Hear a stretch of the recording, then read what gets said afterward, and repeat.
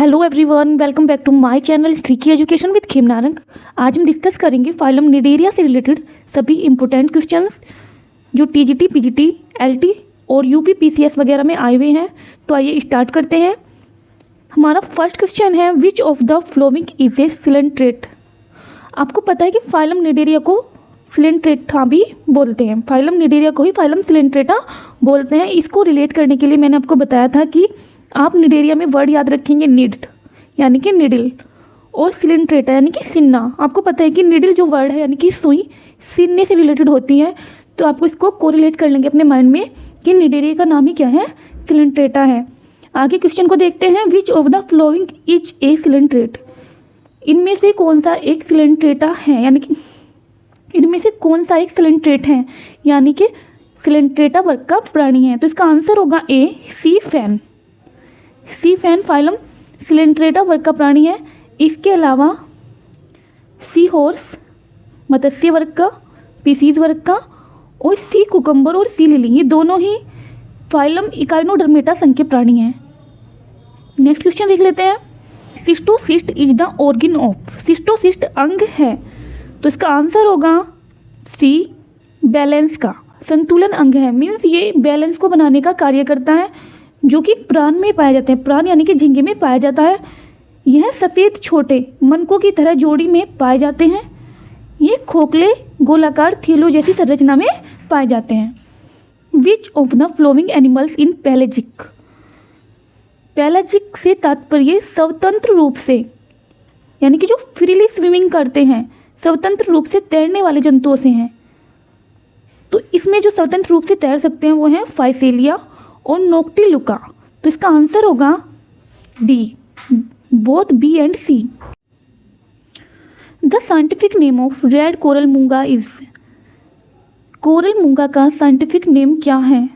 तो red coral या मूंगा को जंतु वैज्ञानिक नाम है कोरालियम रूब्रम, जिसे मिर्जान भी कहते हैं। आपको पता है कि कुत्ते की रिंग पहनते हैं, तो ये वही मूंगा है। यह एक प्रकार का समुद्री जीव है जो लाखों करोड़ों की संख्या में एक समूह में रहते हैं। इसके अलावा ट्यूबिपोरा म्यूसिका को ऑर्गन पाइप कोरल कहा जाता है। फंजिया को सोलिटरी कोरल कहा जाता है। नेक्स्ट क्वेश्चन देख लेते हैं, फंजिया का साधारण नाम है। Common name of Fungia is. तो इसका आंसर है ए, मशरूम कोरल। फंजिया का साधारण नाम मशरूम कोरल या कुकुरमुत्ता कोरल है। इसके अलावा लाल कोरल को कोरिलियम, ब्रेन कोरल को मिंड्राइना और ऑर्गन पाइप कोरल को ट्यूबिपोरा कहते हैं। The scientific name of sea fur is. तो इसका आंसर होगा सी फर का जंतु वैज्ञानिक नाम ओबिलिया गेनुकुलाटा है। ओबिलिया गेनुकुलाटा है। इसके अलावा एंटीडोन को फेदर स्टार कहते हैं और पेनिट्यूला को सी पेन बोला जाता है। क्लियोना को बोरिंग स्पंज बोलते हैं, जो कि मोती उद्योग के लिए हानिकारक होता है। नेक्स्ट क्वेश्चन देख लेते हैं, diploblastic acoelomate condition of found in. Diploblastic एगोहिक अवस्था पाई जाती है इसमें। तो इसका आंसर होगा सी एनिमोन। इसके अलावा आप जानते हैं कि डिप्लोब्लास्टिक कंडीशन एसिलोमेट जंतु में पाई जाती है। एसिलोमेट यानी कि एसिलोमेट वे जंतु होते हैं जिनमें बॉडी कैविटी प्रेजेंट नहीं होती। का शरीर एक्टोडर्म और एंडोडर्म 2 लेयर से बना होता है।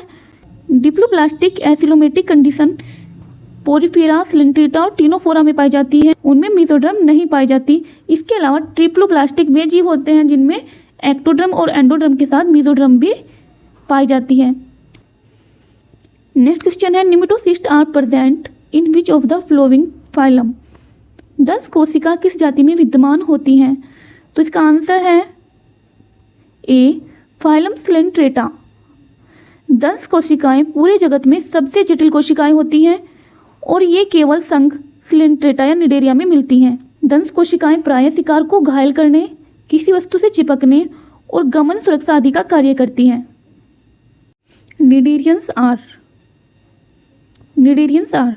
निडेरियन को सिलेंट्रेटा भी कहते हैं, जो कि एसिलोमेट होता है, मीन्स इसमें कोई बॉडी कैविटी प्रेजेंट नहीं होती। तो इसलिए इसको बोलेंगे एसिलोमेट। इसका आंसर होगा ए, एसिलोमेट। नेक्स्ट क्वेश्चन है regeneration in hydra occurs by. Hydra में पुनर्जनन होता है, तो इसका आंसर होगा सी, मोर्फोलैक्सिस से। हाइड्रा में पुनर्जनन मोर्फोलैक्सिस के द्वारा होता है और हाइड्रा में पुनरुद्भवन यानी कि रीजनरेशन की बहुत ज़्यादा क्षमता होती है। इनके शरीर के यदि कई टुकड़े कर दिए जाएं तो प्रत्येक टुकड़े जिनमें दोनों कोशिकीय स्तर उपस्थित होंगे वो रीजनरेशन द्वारा पुनः हाइड्रा बन जाएंगे। हाइड्रा में शारीरिक संगठन होता है, तो इसका आंसर होगा ए, टिश्यू ग्रेड, ऊतकी स्तर का। Metagenesis occurs in. मेटाजेनेसिस किस में पाई जाती है, तो इसका आंसर होगा metagenesis occurs in Obelia. Metagenesis Obelia में पाई जाती है। नेक्स्ट क्वेश्चन है metagenesis is observed in member of class. Metagenesis किस वर्ग के जंतुओं में देखने को मिलती है, तो इसका आंसर होगा ए, हाइड्रोजोआ। मेटाजेनेसिस हाइड्रोजोआ वर्ग के जंतुओं में देखने को मिलती है। नेक्स्ट क्वेश्चन है which of the following animals has a nervous system but no brain. निम्न में से किस में तंत्रिका तंत्र पाया जाता है परंतु दिमाग नहीं पाया जाता, तो इसका आंसर है बी, हाइड्रा। हाइड्रा में तंत्रिका तंत्र पाया जाता है लेकिन मस्तिष्क नहीं पाया जाता है। हाइड्रा में बहुत ही आदिम यानी कि प्रिमिटिव अल्प विकसित तंत्रिका तंत्र पाया जाता है। Nematocyst are found in. दंश कोशिका निम्न में पाई जाती हैं, तो इसका आंसर होगा बी, सिलेंट्रेटा। दंश कोशिका फाइलम सिलेंट्रेटा का विशिष्ट लक्षण है जो कि हम पढ़ चुके हैं। नेक्स्ट क्वेश्चन है which cells in Hydra are called embryonic reserve. Hydra की किन कोशिकाओं को भ्रूणीय आरक्षण कहा जाता है, तो इसका आंसर होगा बी, इंटरस्टेशियल सेल्स, अंतराली कोशिकाएं। हाइड्रा की अंतराली कोशिकाओं को ही भ्रूणीय आरक्षण कहा जाता है। यह छोटी और गोलाकार, यह छोटी, गोल और अंडाकार होती है। सिस्टोसिस्ट आर फाउंड इन। आपको पता है कि जो सिस्टोसिस्ट है वो बैलेंस के लिए पाया जाता है, प्रूफ किस में पाई जाती है, तो इसका आंसर है सी, ओबिलिया में। सिस्टोसिस्ट ओबिलिया में पाई जाती है और यह सिस्टोसिस्ट एक संवेदी अंग है जो शरीर के संतुलन बनाने में मदद करता है। यह कुछ जलीय कशेरुकी जैसे निडेरियन, इकाइनोडर्मेट, सीफेलोपोडो, क्रिस्टेशियन में भी पाया जाता है। नेक्स्ट क्वेश्चन है axons of hydra are. Hydra के तंत्रिकांश होते हैं, तो इसका आंसर है ए, नेक्ड। नेक्स्ट क्वेश्चन है मेटाजेनेसिस पाया जाता है, तो इसका आंसर होगा बी, ओबिलिया में। मेटाजेनेसिस ओबिलिया के जीवन चक्र में पाया जाता है। इसमें क्या होता है, निरंतर स्टेज बदलती रहती है। हाइड्राइड, तैरने वाली तथा मेड्यूसाइड प्रवस्था के बीच परिवर्तन होता रहता है और ये दोनों ही प्रवस्थाएं क्या हैं, द्विगुणित होती हैं। इस द्विगुणित प्रवस्था में पीढ़ी एकांतरण को मेटाजेनेसिस कहते हैं। इसमें दो अवस्थाएं बनती और बिगड़ती रहती हैं, एक होती है पोलिप और एक होती है मेड्यूसा। पोलिप लैंगिक जनन के लिए होती है और मेड्यूसा लैंगिक जनन के लिए होता है। नेक्स्ट क्वेश्चन है व्हाट इज निमेटोसिस्ट। दंशिका क्या है, तो इसका आंसर होगा पार्ट ऑफ ए सेल। दंशिका कोशिका का एक भाग है और यह संघ सिलेंट्रेटा या निडेरिया का प्रमुख लक्षण है। यह एक बड़ा सा और रचना में जटिल अंडाकार थैलेनुमा अंग होता है। Ephyra larva is found in the cycle of. Ephyra larva Aurelia में पाया जाता है। नेक्स्ट क्वेश्चन है planula larva occurs in the life cycle of. Planula larva occurs in the life cycle of.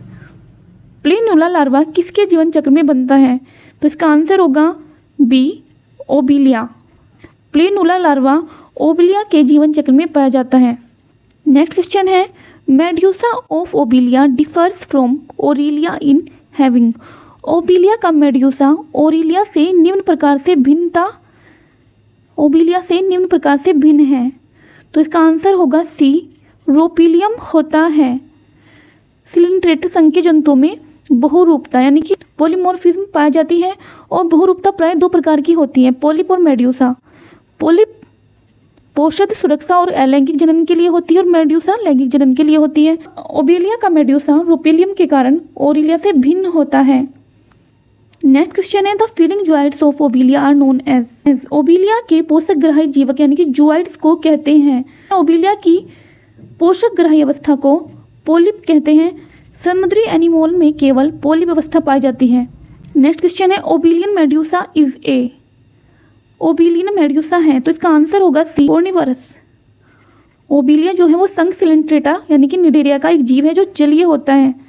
ये कॉलोनी के रूप में रहते हैं और ओबिलिया के मेड्यूसा में वेलम पाया जाता है, जिससे यह दूसरे जीवों को मारता है, यानी कि एक तरह का विष होता है यह, और यह अपना भोजन इसी से प्राप्त करता है। नेक्स्ट और लास्ट क्वेश्चन है फाइलम टीनोफोरा से। सी वालनट बिलोंग टू फाइलम, समुद्री अखरोट किस संघ में आते हैं? तो इसका आंसर है बी, फाइलम टीनोफोरा। समुद्री अखरोट एक समुद्री अकशेरुकी इनवर्टिब्रेट्स जंतु हैं और इसका फाइलम टीनोफोरा है। आई थिंक आपको ये वीडियो अच्छी लगी हो। अगर आपको ये वीडियो अच्छी लगी है तो प्लीज़ वीडियो को लाइक करें और चैनल को सब्सक्राइब करें। Thank you.